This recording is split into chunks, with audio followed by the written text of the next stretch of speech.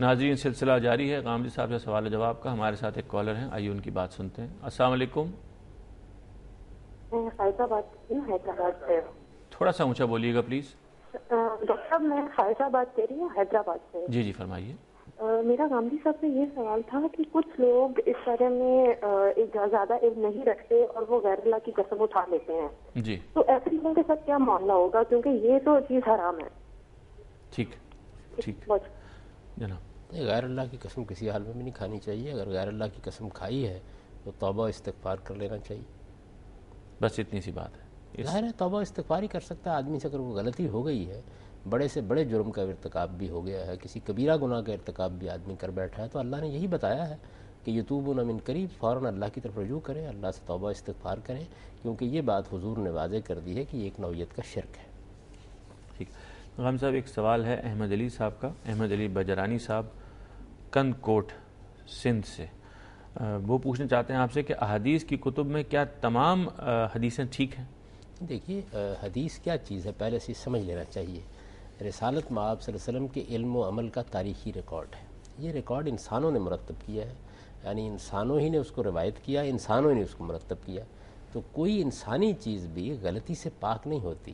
ہمارے محققین نے بڑا اعلیٰ کام کیا ہے, بڑی تحقیق کی ہے, اور تحقیق کے بعد ایک ایک چیز کو الگ کیا ہے. یہ بخاری, یہ مسلم, یہ بڑی غیر معمولی کتابیں ہیں, اور ان میں زیادہ تر وہ چیزیں ہیں کہ جن کے بارے میں آپ اعتماد سے کہہ سکتے ہیں کہ رسالت مآب صلی اللہ علیہ وسلم نے یہی بات فرمائی یا یہی کام کیا جس کو رپورٹ کیا گیا ہے.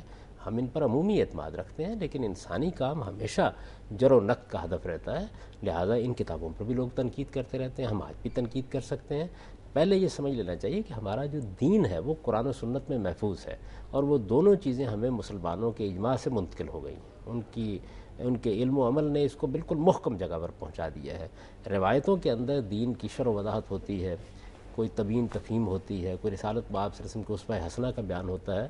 اس سے دین میں نہ کوئی کمی ہوتی ہے نہ کوئی اضافہ ہوتا ہے.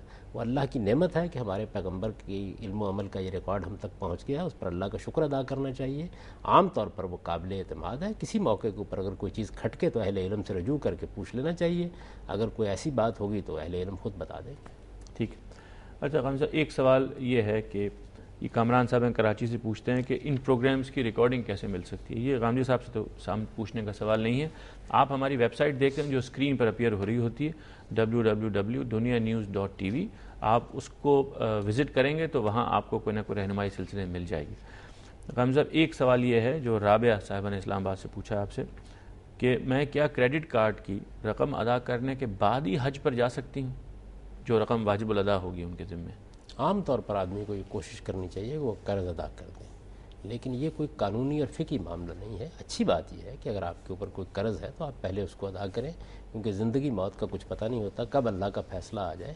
تو بہتر یہ ہے تمام معاملات میں یہ ملحوظ رکھنا چاہیے, یعنی آپ دنیا میں اگر جی رہے ہیں اور آپ کے پاس اس کے اسباب پیدا ہو گئے ہیں کہ آپ اپنا قرض اتار سکیں تو آپ کو مقدم کرنا چاہیے, سب سے پہلے قرض اتارنا چاہیے.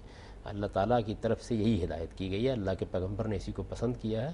تاہم یہ مطلب اس کا نہیں ہے کہ اس کے بعد حج نہیں ہوگا. نہیں, حج آپ کرنے جا سکتے ہیں. تقی صاحب نے لاہور صاحب سے پوچھا کہ اسلام میں کیا کسی شخص کی کم سے کم اجرت بیان ہوئی ہے, مزدور کی جو کم سے کم اجرت؟ یہ اسلام نہ کر سکتا ہے نہ کرنا چاہیے. اجرتوں کا تعلق بازار کے معاملات سے ہوتا ہے. آپ جب فری مارکیٹ اکانومی میں جی رہے ہیں تو یہاں پر اجرتیں طے ہو رہی ہوتی ہیں. البتہ یہ ضرور سوچنا چاہیے کہ جب آپ کسی کو اجرت دے رہے ہیں اور آپ نے سارا دن اس سے کام لیا ہے تو اس سے اس کی روٹی چل جائے گی, اس کی بنیادی ضروریات پوری ہو جائیں گی. اس چیز کا لحاظ فرد کو بھی رکھنا چاہیے, معاشرے کو بھی رکھنا چاہیے. کیا اور یہ اسلامی لحاظ سے ضروری ہو گیا نا؟ اس میں کوئی شک ہی نہیں, یہ اصول رہے گا. لیکن اجرت تو مقرر متعین نہیں کی گئی. متعین کرنا بہت مشکل ہے نا, حالات تبدیل ہوتے رہتے ہیں. احمد صادق صاحب گجرات سے آپ سے دریافت کرنا چاہتے ہیں کہ اسلام میں پیر کے ہاتھ پر بیعت کرنا کیا جائز ہے یا نہیں؟ یہ کوئی اسلام کا مسئلہ ہی نہیں سرے سے. اسلام میں کوئی پیر اور مرید کا تعلق نہیں ہوتا. اسلام میں معلم اور متعلم کا تعلق ہوتا ہے, استاد اور شاگرد کا. یعنی اگر فرض کر لیجئے کہ آپ دین سیکھنا چاہتے ہیں اور آپ کا کوئی معلم ہے تو یہی صحیح تعبیر ہے. انبیاء علیہ السلام نے اسی کو پسند کیا. رسالت مآب صلی اللہ علیہ وسلم کو آپ دیکھیے, آپ نے اپنے ساتھیوں کو مرید نہیں بنایا, ان کو صحابہ کہا جاتا ہے, ساتھی. جو پہلی مرتبہ آپ نے اپنے خاندان کی نشست منعقد کی ہے اور جس میں مکے میں آپ نے دعوت دی ہے, اس میں کیا فرمایا؟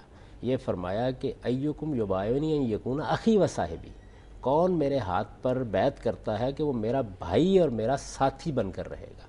تو یہ اخوت کا رشتہ ہے جو حضور نے قائم کیا، صحبت کا رشتہ ہے جو حضور نے قائم کیا. حضرت مسیح کے ساتھیوں کا حواری کہا جاتا ہے، یعنی شاگرد. تو یہ طریقے ہیں جو انبیاء علیہ السلام نے اختیار کیے ہیں. پیر اور مرید کی اصطلاحیں بعد میں وجود میں آئی ہیں، یہ اصطلاحیں انبیاء علیہ السلام نے اپنے ساتھیوں کے لیے کبھی استعمال نہیں. جناب ایک کال لیتے ہیں. اور السلام علیکم. وعلیکم السلام. جی فرمائیے. میرا نام زارا ہے. میرا کوشچن یہ ہے کہ اللہ تعالیٰ نے قرآن پاک میں قسمیں کھائی ہوئی ہیں. جی. ان قسموں کے کھانے کی کیا حکمت ہے اور ان کے پیچھے خدا کا کیا مقصد تھا کہ قسمیں کیوں کھائی گئی ہیں قرآن پاک میں؟ جی بہت شکریہ. یہ اچھا ہوا انہوں نے سوال کیا، کیونکہ یہ سوال ہمارے ہاں سے رہ گیا تھا، کیونکہ ہم آج بات بھی کر رہے تھے اللہ کے علاوہ قسموں کے بارے میں. قرآن کی قسموں کے بارے میں کچھ ارشاد فرمائیے. یہ قسمیں شہادت کے طور پر کھائی گئی ہیں. قرآن مجید میں اور عربی زبان میں یہ اسلوب عام ہے کہ آپ کسی چیز کی گواہی، کسی چیز کو دلیل کے طور پر پیش کرتے ہیں تو اس کے لیے قسم کا اسلوب اختیار کر لیا جاتا ہے. اس وجہ سے میں نے تو جب قرآن مجید کا ترجمہ کیا ہے تو اس میں بجائے اس کے کہ قسم کے لفظ سے ان کا ترجمہ کروں، گواہی دیتی ہے یا شاہد ہے، اس اسلوب کو اختیار کر لیا ہے. میرے جلیل القدر استاد مولانا امین حسن اصلاحی نے بھی یہی طریقہ اختیار کیا. امام فرائی کی کتاب ہے اس موضوع پر، اقسام القرآن کے عنوان سے.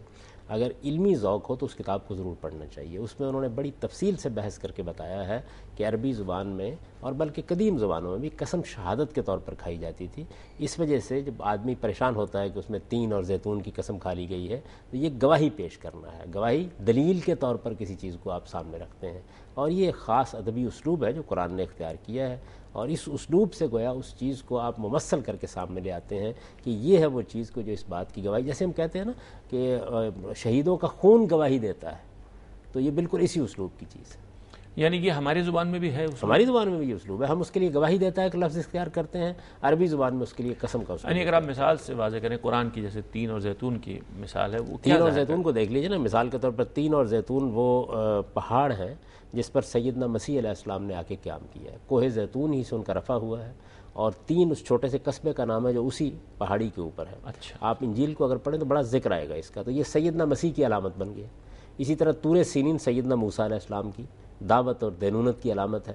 اسی طرح بلد امین رسالت میں آپ صلی اللہ علیہ وسلم سے پہلے سیدنا ابراہیم علیہ السلام کی دینونت کی علامت ہے، اور قریش وہاں رہے ہیں.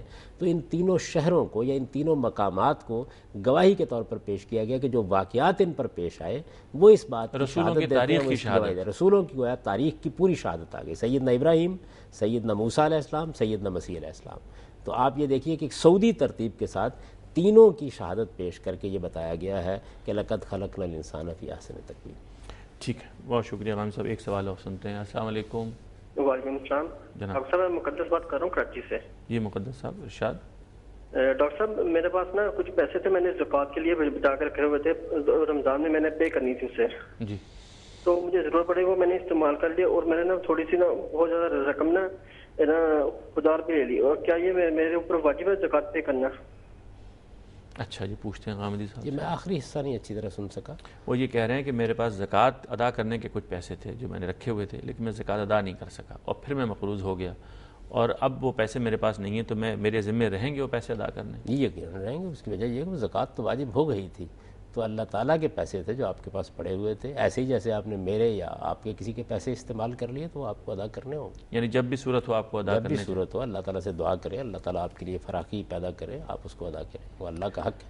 طالب صاحب نے بدریہ ایسے میں صاحب سے پوچھا ہے اسلام آباد سے کہ اگر کوئی شخص شکرانے کے نفل مان لے اور نہ پڑھے تو اس کا کیا کفارہ ہے؟ جب بھی آپ کوئی منت مانتے ہیں تو یہ ایک طرح سے نظر ماننا ہے، اور اس کی نوعیت بالکل وہی ہے کہ جو قسم کی ہے. چنانچہ حضور نے یہ بتا دیا ہے کہ اس کا کفارہ بھی وہی ہوگا جو قسم کا کفارہ ہے. یعنی آپ 10 مسکینوں کو کھانا کھلائیں گے یا 3 روزے رکھیں گے. ٹھیک. اچھا غام صاحب ایک سوال جنہوں نے نام نہیں لکھا اپنا بھیجنے والے صاحب نے SMS پہ، انہوں نے کہا کہ روپے کے سکے پر نبی کریم صلی اللہ علیہ وسلم کا نام مبارک لکھا ہے اور 2 روپے والے سکے پر مسجد نبوی ہے.